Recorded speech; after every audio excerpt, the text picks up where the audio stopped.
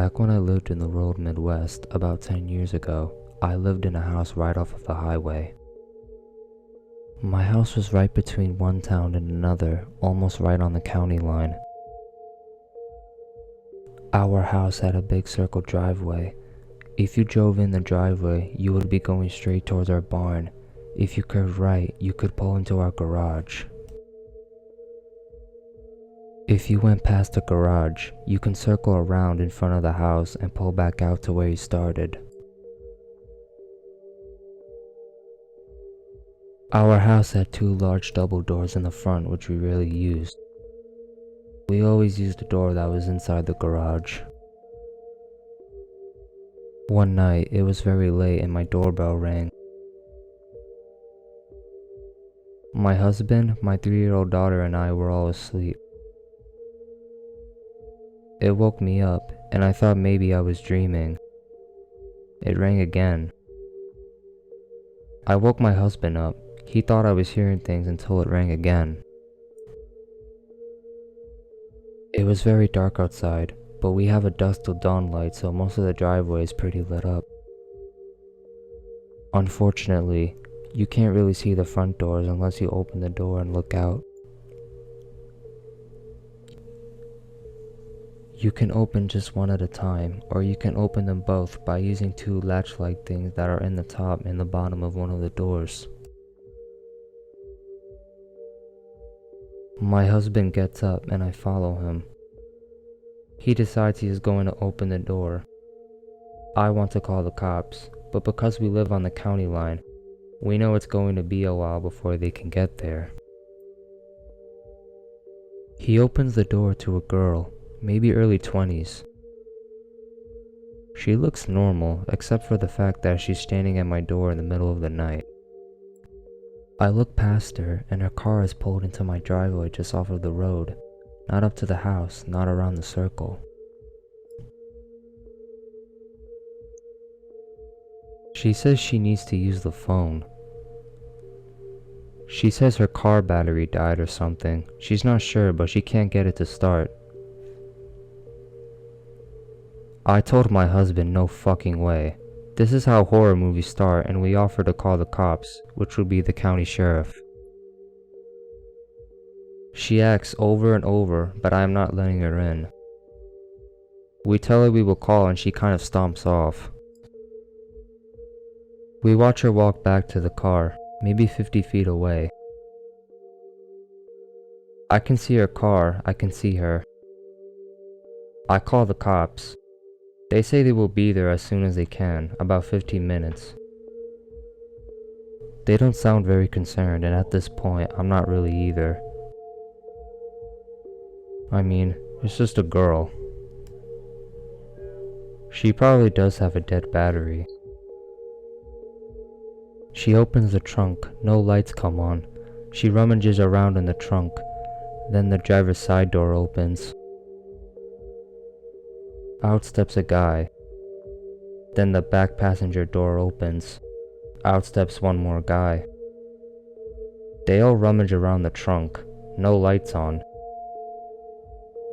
I can't hear anything, and I can't hear them talking, and I can't tell what they are doing. And they all get back in the car. Now at this point, maybe 5 minutes have gone by, and I'm silently praying that the sheriff puts his foot on the gas and gets here quick. But I know it's going to be another 10 minutes or so. They just sit there in the car, lights off, not moving. I can't see them when they are in the car, but I know they are in there. I know they didn't get out of the car and walk past the house, because they would have to walk right under the dusk to dawn light. I would have seen them. I think I see the driver let it smoke. That part I'm not sure about. Then I see someone walking towards the car from the right, coming from the direction of the barn. It's a man. I have no idea who this man is. We don't have a neighbor for at least a mile, and he's coming from the back of my property, which ends in a creek. He walks under the dusk till dawn light straight to the car. He doesn't look at the house, he just walks to the car and gets in the back. The car starts up and they slowly back out of my driveway and head north. The cops arrive about 10 minutes later, and at this point I am freaking out. They search around but can't find anything. They asked us if we got a license plate, but they were parked too far away. They told us to call if they come back. Sure, buddy, thanks. My husband goes and gets his shotgun from the shop on our property, and we try to go back to sleep. They never came back. I don't know who those people were, and I don't know what they wanted.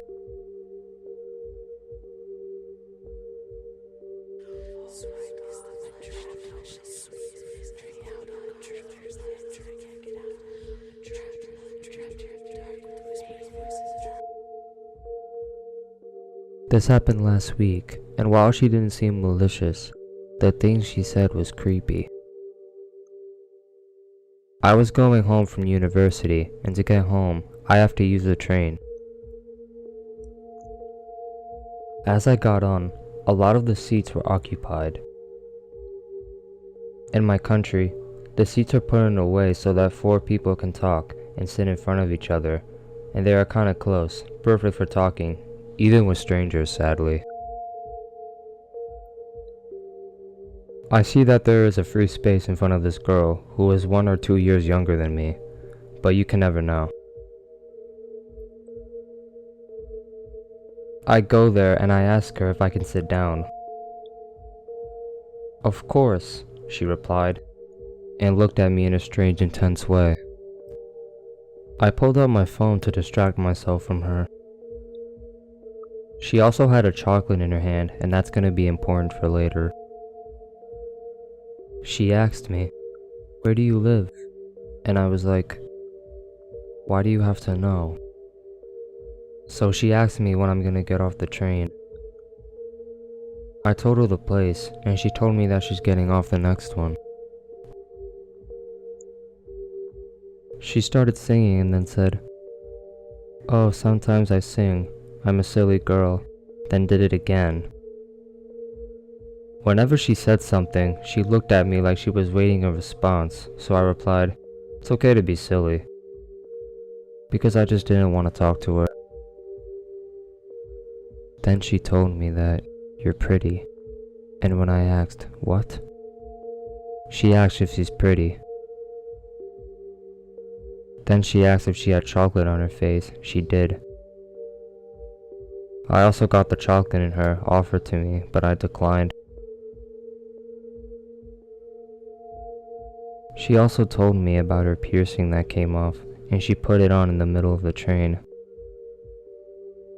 I told her that she should get it fixed where she got it, and she said, "In Germany? Will you go there with me?" But obviously I told her no. While she tried to put on her piercing back and her mouth piercing, she told me that she's in love with me. I told her that I have a girlfriend. I don't, but the university I attend has much prettier girls than her, and that the pacing is too fast for me, and she told me that she will beat my girlfriend. Her "I love you" started escalating into "I'll kidnap you" and strip for me. She asked me if I'll go with her and if she could go with me home. Then when the train arrived at my destination, she asked me, "Are you going, love?" I told her yes and went on my way. Luckily, she didn't follow me home. She also asked me when we are going to meet again. Hopefully never.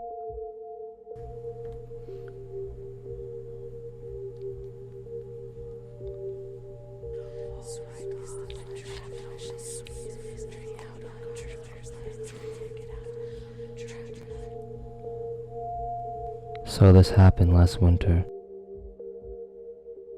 Fog starts setting in my city at the time of sunset, and it gets really dark really soon.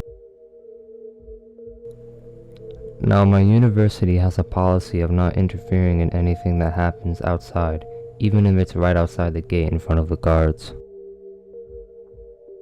A few days before my stare down, there was some talk going around about a student's phone getting snatched right outside uni. So one day, me and my boyfriend were sitting in the car outside, but right beside the college wall, and around 20 meters away, probably from college gate. He wanted to go use the restroom and asked me to come inside with him, but I was like, nah, I'm too tired, you go, and I'll wait. So he went, leaving his phone with me. I was using my phone, sitting inside on full brightness setting. Suddenly a bike beelined towards the car.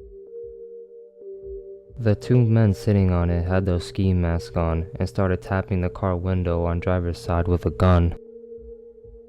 Important to note that passenger side where I was sitting was right beside a gutter, so they couldn't come too close to me.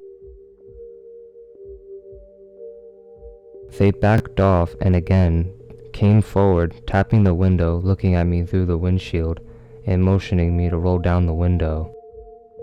I was too stunned to do anything, and they drove away when they saw other people approaching. All I wanted to do was save my boyfriend's phone, which was under my thigh, so mission accomplished.